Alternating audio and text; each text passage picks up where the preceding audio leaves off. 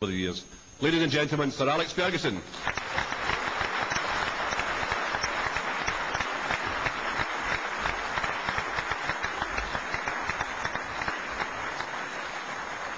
Thank you, Tony, and it's a pleasure to come along because I like to see people invest in young people. I think it's one of the greatest satisfactions. I'll tell you a quick story about one of my sons, which makes you proud of it, when you can give young people encouragement and give them their own head and confidence. I had a young son who started in the media with Granada Television, and he was doing very well, and I was very proud of him.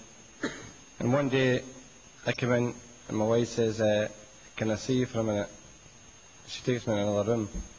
And immediately I say to myself, what have I done? Where have I been? Who was I out with last night?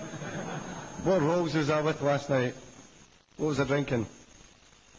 But she says, Jason wants to leave Granada. And I says, over my dead body. I said, he's started in a great company and he's whatever, and it's a great opportunity for him. He's not quitting that job. She says, well, he wants to go and work with the children in Romania. Well, that flattened me. That really flattened me. And what I'm saying is, never be surprised what young people can do. What they need is encouragement, opportunity. And I think it's a very, very important factor. As you progress with young people, you can see the emergence of a real person. And when you get, first of all, I must say that when you start working with young people, it's not part-time. It's not just a one-off thing to say, well, we'll see them on a Sunday, or we'll give them a game on a Sunday. It's a commitment. You've got to believe in it. The many people in England at the moment are trying to get in line with Manchester United in terms of developing young people. And you've got all these scouts and go and work with the young, go and spot the young kids. You've got coaches that go and work with them.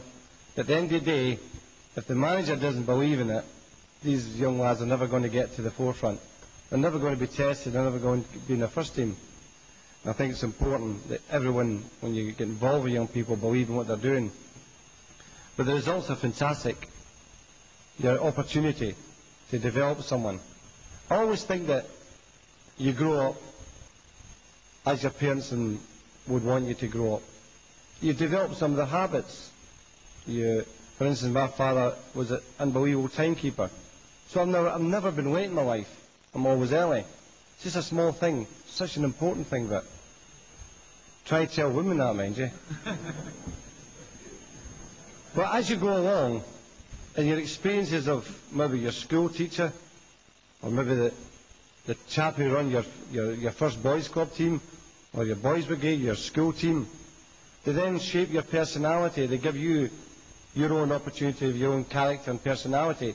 So the person I am today is not the person that my father thought was going to turn out, because you change in different ways.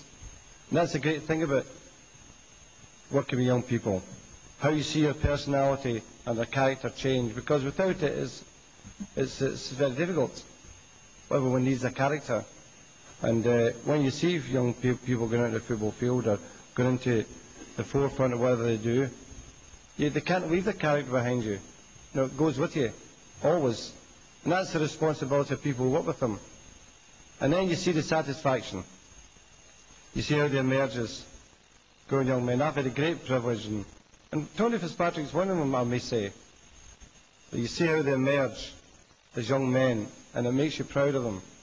You see, because you know you have contributed something to that, maybe even in a big way. In the case of young Tony, when I first came to St Mirren, and I was a young manager myself, and someone had to believe in me at 32 years of age that I had the potential to manage any football team, whether it was East Still in St Mirren at the time.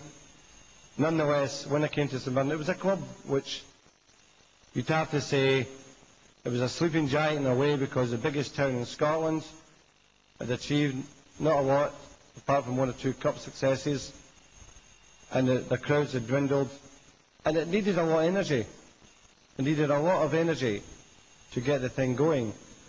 And I remember very well we had actually drawn against my former team, East Stirling, in an FA Cup tie, and I knew we were needing an injection of something. I knew we needed to get a young player somewhere to show us the way ahead for the other young people coming into the club, or young players in the reserves. And Tony had been injured at the time. He'd been out for quite a while, actually. And I kept David Proven with the reserve team. I says to David, I think playing at the Kibble in the reserve game, I says, just get me one player at that reserve team. Just tell me who the best young player is, and we'll have him in next week. That night, I phoned David and says, well, the young boy Fitzpatrick come back, his first game back.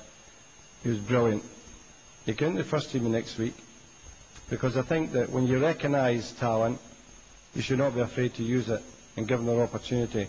Tony took it, ended up captain that season, and went to have a great career in the game, eventually managed St Mirren. So giving people the chance and the courage to have your convictions, to know they've got the talent, and of course other things apply, the temperament and all the things, various things you maybe associate with footballers, but nonetheless, having the courage to give them the chance is very important. You should not be afraid to give young people the chance. I was in Ireland at the weekend. It's just just in relation to my own career. I was in Longford. Now, Longford is a little town in Ireland, 35,000 people, and the manager's only 29 years of age. He's got in the UEFA Cup this year. Whoever would have thought a team, Longford, in Ireland would play in the UEFA Cup next year, and the manager's only 29 years of age. He still plays, but he can't pick himself. He said, I'm not good enough. He was good at managing, and I think it's terrific to see that young people, no matter what it's the levels, young kids at 7, 8, 9 years of age, whether it's those educational years where they're picking up faster than you think, and they're given that direction. And then you get to the ages that Tony was talking about, 18-year-olds, well, they've got to be given an opportunity. And then you go to maybe older people in business, young people, and it seems to be a lot of businesses are investing in young people in management positions, important management positions. Even in the city in London, you'll see that. It's given the chance, given the opportunity to go ahead. And you know something, you get this great energy out of them too. And sometimes they go faster than they really should be going. But it's good to see where the experience comes in. Maybe it wouldn't go so fast. But whether they get to the same point any quicker is another matter. I think probably get there at the same time, but some would do it 100 miles an hour faster. But it's great to see that kind of enthusiasm and energy in the young people.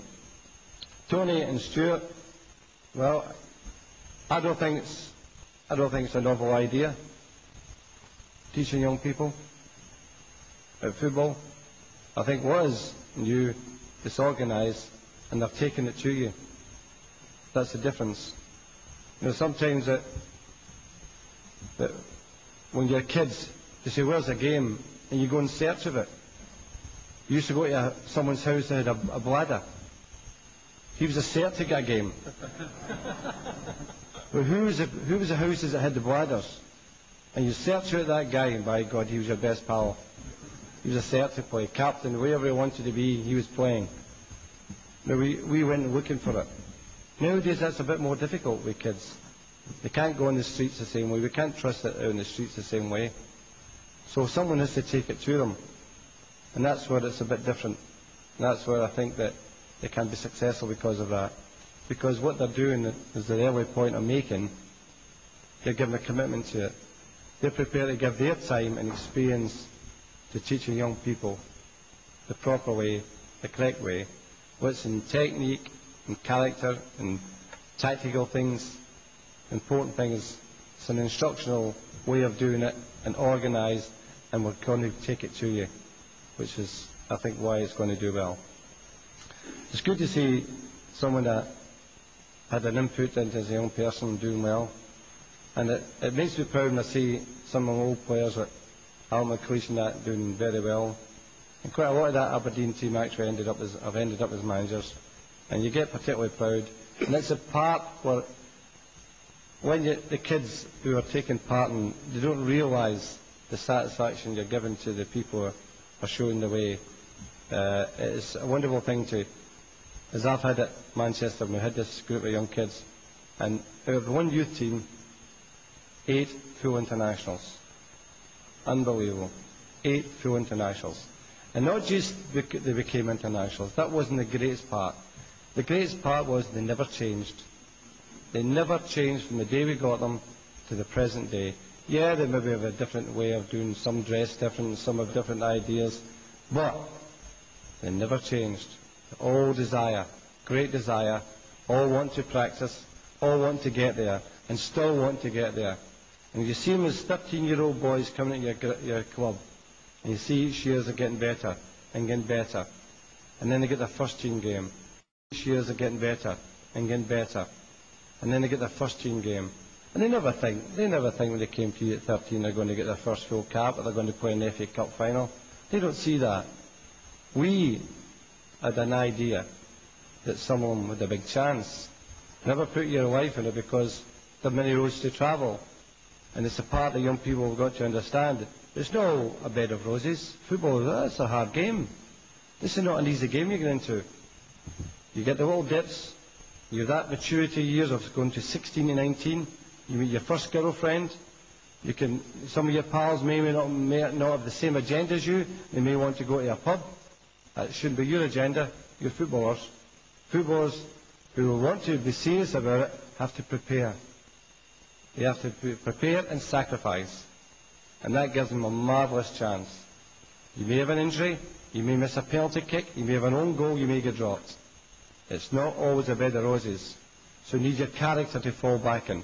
And that's where you hope that the people who have taught you, the people who have led you through that path, will put something in you that you can fall back in.